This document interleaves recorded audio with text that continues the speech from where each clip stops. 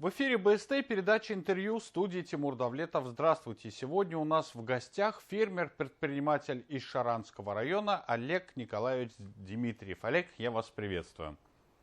Здравствуйте, Тимур. Здравствуйте, телезрители. Ну и, собственно, вот у нас на столе стоит такой прекрасный сорт клубники. Я так понял, свежий, наш, да. башкирский. Да, Откуда? да. Так, из моей теплицы, вот я сегодня собрал только недавно, получается, сорт данный называется Мурана. Угу. А как так, Олег? На дворе февраль месяц, на улице вьюга, минусовая температура, а у тебя вот такая замечательная клубника. Мы, получается, выращиваем эту клубнику в теплицах, скажем так, тот же самый, что умный дом. Угу. Там поддерживается влажность, свет, досветка, отопление, температура воды, все ближе к летним условиям. То есть для клубники создаем все летние условия, как, скажем так, летом. Угу. Поэтому клубника, скажем, и в феврале. Угу. Олег, ну получается, ты культивируешь клубнику круглый год. Я, насколько знаю, ты вообще единственный фермер у нас в Башкортостане, кто занимается этим.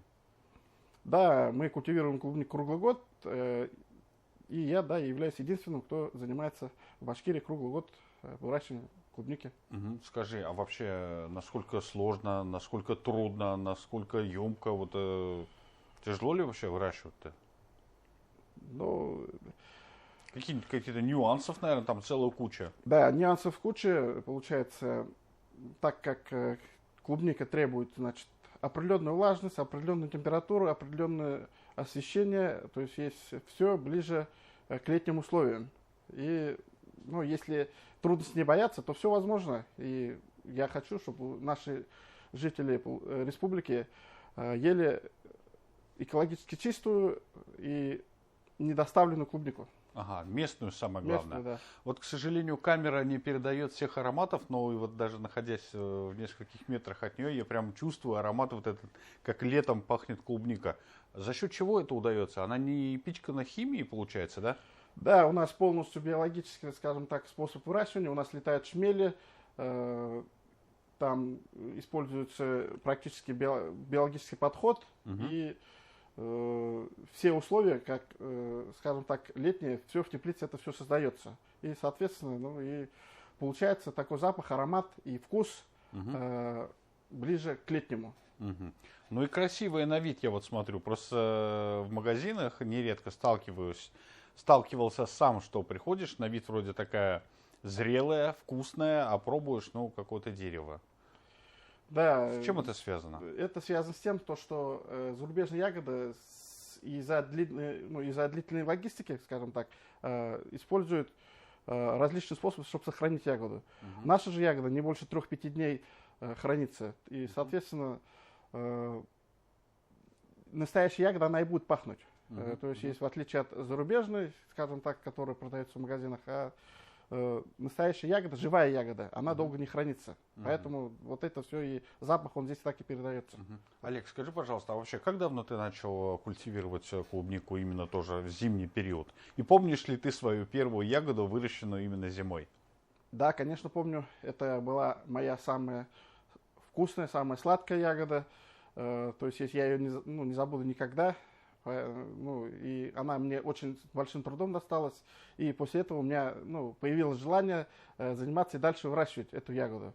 Поэтому я и продолжил за счет того, что и хотел, чтобы у жителей нашей республики доказать, что в зимний период тоже можно выращивать данную клубнику. И, соответственно, продолжил. Олег, не побоялся, получается, несмотря на все трудности, которые нам преподносят, да? Та же самая погода. Да, как говорят, в лес боятся, то есть волков боятся, в лес не ходить, правильно будет. Вот, поэтому, нет, конечно, продолжил и продолжаю, и мне нравится этим заниматься, поэтому для себя, скажем так, и для жителей нашей республики, чтобы они могли есть экологически чистую, и мои дети кушают ягоду у себя дома, поэтому... К сожалению, еще пока не успел попробовать, но после эфира обязательно попробуем эту ягоду. Люди как оценивают? Наверняка есть какие-то постоянные покупатели, которые приходят, кушают. У нас, да, заказывают? есть постоянные покупатели, есть, ну, в основном это у нас цветочники, в основном кто делает клубнику в шоколаде, в основном врачи, потому что они знают то, что зарубежная ягода, она так долго не может храниться, наша ягода 3-5 дней, как я говорил, хранится. Мгм. Континент людей, тех, кто знает о пользе свежей продукции. Вот, Мгм. они все заказывают, им нравится, да, и все, в принципе, отзывы положительные, потому что запах, аромат, вкус ближе к летнему. Мгм. Олег, ну рассказал уже про опыление, то, что при помощи шмелей, да, это производится. Да, это при помощи шмелей. Это на данный момент. Ближе к маю мы уже запускаем пчел тоже, как испытываем. Но на этом мы не стоим на месте, хотим модернизировать, то есть роботизировать, то есть при помощи искусственного интеллекта и при помощи новых технологий опыления будем внедрять, как при помощи дронов сейчас у нас это делается. Вот, да, даже очень так. интересно. Ну, то есть, мы не сидим на месте и будем искать другие тоже способы. Мгм. А вот что касаемо системы полива, сейчас вода на улице ледяная, вы как ее подогреваете, что ли?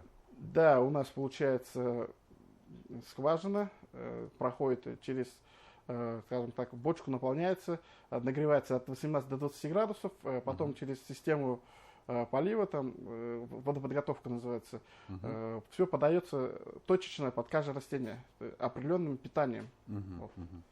То есть это все высчитывается, просчитывается, да? Это все просчитывается на сегодняшний день также при помощи искусственного интеллекта. Мгм. То есть, если мы внедрили камеры, которые смотрят за растением, если что-либо растению не хватает, то мы это добавляем в Ага. растение. Олег, а скажи, пожалуйста, зимняя клубника, она вообще болеет? Ну, подвержена каким-то заболеваниям? Да, Ну, конечно, в болеет. отличие от летней, имеется в виду. Да, конечно, болеет. Это то же самое, что как ребенок, как в роддоме. То есть, если чуть сквозняк, чуть, изменение влажности, клубника может заболеть. Мы же, я как же говорил, сейчас используем искусственный интеллект, то есть из программы, там программисты у нас сидят при помощи камер, следят за состоянием, то есть, чтобы вот эти ошибки не допустить, что не так клубника себя чувствует, мы этот момент заранее замечаем, то, что если человек может упустить, и для профилактики это все проводим, профилактические действия. Скажи, пожалуйста, а как решили проблему с освещением? Насколько я знаю, летом-то солнце помогает клубнике, а вот сейчас как? Лампы какие-то Сейчас специальные? у нас стоят лампы самсунговские 5-го поколения, 5000 Кельвин, это полный спектр. Они полностью заменяют летний свет, ближе к солнцу, скажем так, полный спектр, вот такое освещение. Слушай, а не накладно это получается ли? Все-таки тоже за воду, за свет, за отопление. Это получается накладно. С прошлого года мы стали резидентами Сколково, получили статус малотехнологической компании и планируем то, что мы будем заниматься научной деятельностью, возмещать вот эти расходы, растраты. Вот. Но пока там бюрократии много, мы пытаемся, думаю, получится и получим поддержку. Потому что за свет, за газ, да, действительно очень большая нагрузка для оплаты. Олег, насколько я знаю, вот ты недавно побывал в Китае, да, презентовал там нашу башкирскую клубнику в Пекине. Удивились китайцы? Что вообще нового там узнал? Нет, у них они также круглый год выращивают, у них новые сорта. И сорта у них получается, то есть наука у них двинулась немного вперед, они при помощи генной инженерии убирают, например, красноту в ягоде, добавляют вкус манго, и у них по вкусовым качествам лидируют 10 раз выше, чем наша даже клубника, то есть на сегодняшний день они все равно впереди идут, и у них тоже также экологически чисто они начали ягоду выращивать, и, скажем так, они не удивились, они хотят приехать даже к нам в гости в марте. Мы сюда, в Шаранский район. В Шаранский район, Башкирию вначале, в Уфу. Здесь мы их встретим и покажем. Вот. То есть в центре Пекина, то же самое, что вот в центре Москвы стоят 350 теплиц, которые также выращивают круглый год клубнику, новых сортов, которые нигде в России у нас даже нет еще этих сортов. Вот они хотят именно приехать в гости и для того, чтобы презентовать свой сорт, либо в России маточник сделать, для того, чтобы этот сорт размножать. Олег, ну побывал в Пекине, чему-то новому наверняка у них научился, что-то уже успел перенять, собираешься ли что-то внедрять уже в свое производство, возможно? Да, мы, получается, новые сорта, оттуда небольшое количество для клонирования завезли. Эти сорта находятся в Москве. Для размножения будем их внедрять и будем здесь, в Башкирии, скажем так, распространять. Олег, а вот честно говоря, вот как вообще пришла такая идея выращивать клубнику круглогодично? Где-то подсмотрел, увидел, подсказали? Ну, пришла идея, азарт, скажем так. Хотелось, чтобы наши жители республики, точнее, хотел доказать, что у нас в Башкирии можно выращивать круглый год и свежую ягоду, есть ягоду в любое время. То есть, если хотел смотреть в окно, скажем так, зимой, видеть солнце и чувствовать лето у себя дома. Вот. А вообще зимой какие виды клубники культивируются? Так, на сегодняшний день я как сказал, сорт Мурана, потому что по вкусовым качествам, по, скажем так, запаху он у нас на сегодняшний день лидирует.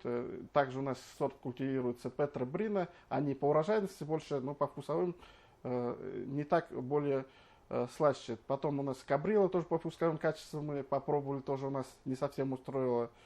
Так, мы, кстати, выращиваем на торфе, не на минеральной вате, то есть ближе к земле, скажем так, полностью за экологию. Потом мы попробовали сорт Вивара, но она течет, водянистая ягода. То есть мы сорта разные все испытываем, даже мальго попробовали. И пришли к выводу, то, что пока остановимся на сорте Мурана. Скажи, пожалуйста, а бывали какие-то экстренные случаи? Отключали воду, отключали свет, отключали газ, отопление? Да, случаи как такие. Выходили из таких ситуаций? Да, такие случаи у нас бывали. На сегодняшний день у нас есть газогенератор, то есть нет дизельная, скажем так, электростанция. В будущем, чтобы от подобных проблем, например, у нас не возникло, мы планируем газопоршневую установку, то есть в ближайшее время установить. То есть свет у нас будет уже при помощи газа. То есть, так, если же с отоплением какие-то либо проблемы возникают, у нас для этого стоят газовые тепловые пушки. То есть на этот случай. А так у нас дизельная генераторная станция. Вот. Ну что ж, Олег, спасибо большое, что нашли время, пришли к нам в студию, ответили на вопросы. Мне же остается только пожелать вам удачи в вашем нелегком деле. Я же вам напомню, что у нас в гостях был фермер из Шаранского района Олег Дмитриев. Я же с вами прощаюсь, но вы не переключайтесь и оставайтесь на телеканале БСТ.